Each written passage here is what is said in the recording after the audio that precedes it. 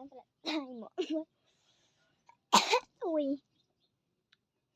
ôi họ đã bật chuyện này ai cái gì vậy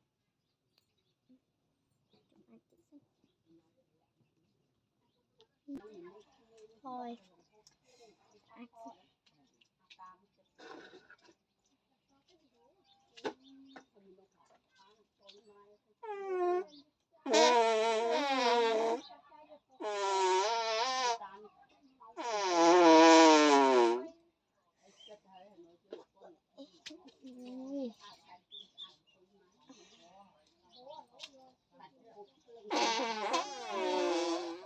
ui home chứ đâu vậy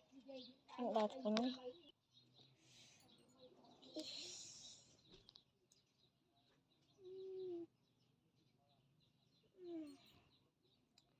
bị đây kia đấy anh vậy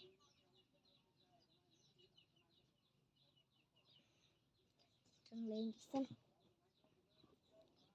coi trăng lên đầu lên bùiวันนั้นเลยจะบùยวันเราเป็นแบบเป็นไฟโหดไฟทำงาน